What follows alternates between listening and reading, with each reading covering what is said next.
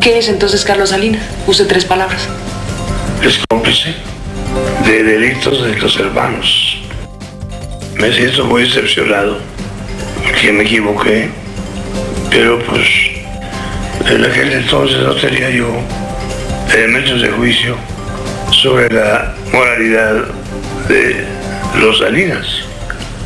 Me di cuenta después que es conveniente que los presidentes estén mejor informados de la moralidad de sus colaboradores. ¿Qué le decepcionó más de Carlos Salinas? Principalmente esa inmoralidad que hubo. Respecto al dinero. Respecto al dinero.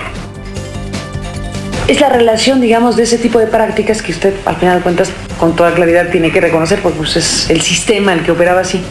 Tolerar la venta de plazas, tolerar los contratos de transporte, de obra. Se tiene que tener un cuero duro para eso, ¿no? Sí. Un poquito de cinismo. Es necesario para gobernar. Mucho, poco, regular.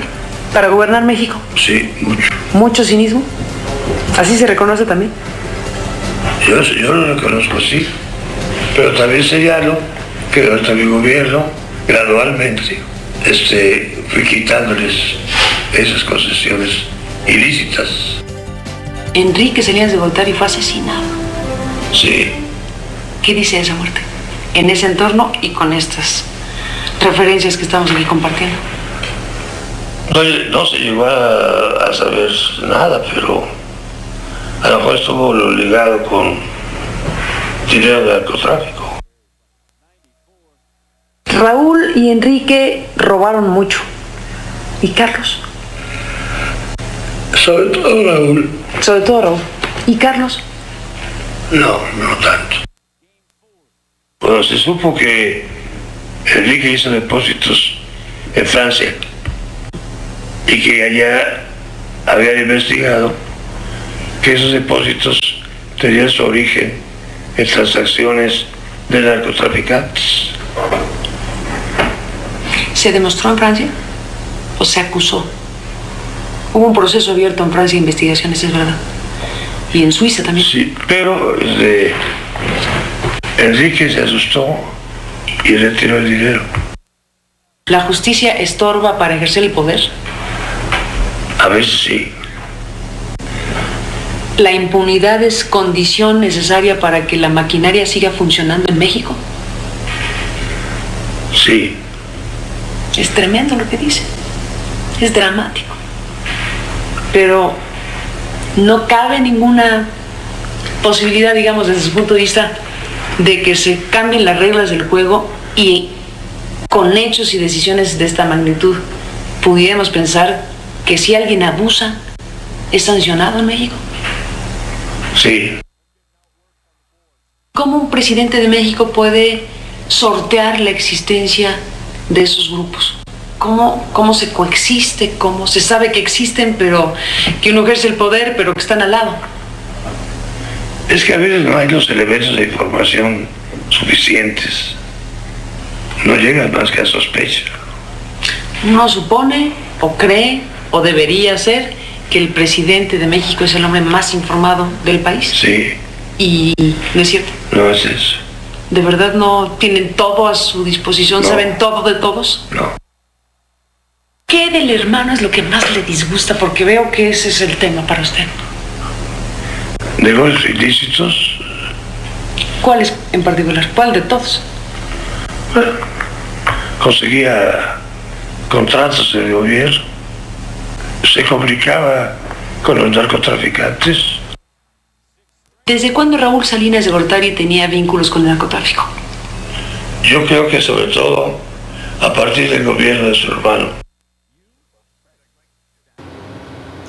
Buenas noches, bienvenidas y bienvenidos. Acabamos de escuchar fragmentos de esta larga conversación que sostuve con el expresidente de México, Miguel de la Madrid, hace algunos días en la capital del país, en su domicilio particular en Coyoacán. Y bueno, pues estos fragmentos que fueron difundidos en MBS, en la radio, en Noticias MBS, en el programa de noticias que conduzco por las mañanas. Y bueno, pues que han tocado puntos muy sensibles y graves de la mirada del expresidente de México sobre su sucesor, Carlos Salinas de Gortari, sobre Raúl Salinas de Gortari, la familia Salinas, la corrupción, el tema del narcotráfico, el tema de los negocios ilícitos, señalamientos muy graves en voz del expresidente de México en esta conversación que se sostuvo pues con motivo de un trabajo editorial que se está realizando, un libro que está en curso y que requiere un conjunto de entrevistas de largo alcance como esta. Por razones evidentes de interés periodístico, decidí divulgar anticipadamente estos fragmentos de la conversación con el expresidente de México. Debo decir que hay un comunicado del expresidente de México, Miguel de la Madrid, dirigido a la opinión pública, que le voy a leer textualmente y que dice: con relación a la información divulgada el día de hoy por Carmen Aristegui, deseo precisar lo siguiente. Actualmente me encuentro convaleciendo de un estado de salud que no me permite procesar adecuadamente diálogos o cuestionamientos, tal como consta en las grabaciones difundidas por la señora Aristegui, en las que mi tono de voz se escucha débil y confuso, por lo que dejo en claro que después de haber escuchado la entrevista con la señora Aristegui, mis respuestas carecen de validez y exactitud. México, Distrito Federal, 13 de mayo del 2009. Esto lo divulga Miguel de la Madrid Hurtado. Y he recibido una carta de Carlos Salinas de Gortari. He recibido una carta del expresidente de México, fechada igualmente este mayo 13, en donde no la leeré completa por la extensión de la misma y los pocos minutos que tenemos disponibles en este programa. Lo haré textualmente mañana en la radio para conocimiento del público mexicano, pero básicamente se refiere igualmente al estado de salud de Miguel de la Madrid y dice Carlos Salinas en la parte inicial de este texto: debo en primer lugar, dirigida a mí, debo en primer lugar expresarle el dolor y la indignación que me produjo enterarme de los términos y condiciones en que realizó usted la entrevista que difundió esta mañana con el respetable expresidente de México, Miguel de la Madrid. Dolor, dice Salinas, porque confirma su desfavorable situación de salud y la limitación de sus capacidades, e indignación por la falta de respeto con él y con la audiencia al mostrar así a quien tuvo bajo su responsabilidad la conducción de la República en tiempos complejos. Y bueno, pues ya daré cuenta con mayor detalle de la carta, pero básicamente se está recriminando a la entrevistadora, o sea a mí, haber entrevistado a Miguel de la Madrid en una situación convaleciente que alega uno y el otro. Bueno, debo decir que esta fue una entrevista perfectamente pactada, como se puede usted imaginar, una cita acordada con días de anticipación, un encuentro sostenido en su propio domicilio, un encuentro que se realizó en su despacho particular, él ataviado adecuadamente para una sesión de fotos que se haría posterior a la entrevista, una larga entrevista que duró aproximadamente hora y media en esa fecha acordada, un expresidente de la República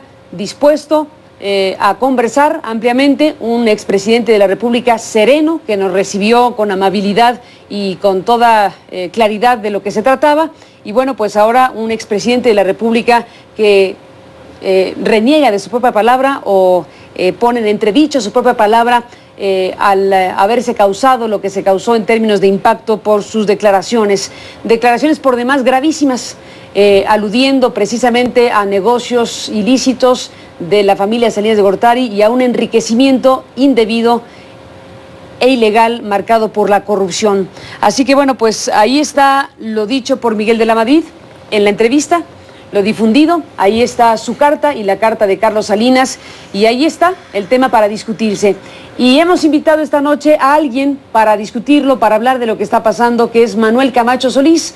Manuel Camacho Solís, un hombre muy importante en la política mexicana, que en su momento fue muy cercano a Carlos Salinas de Gortari, un hombre a quien se identificó como precandidato a la presidencia de México, un hombre que fue jefe de gobierno, regente de la capital de la República Mexicana, entre otras muchas cosas, comisionado para la paz en Chiapas y muchas otras cosas. Manuel, gracias.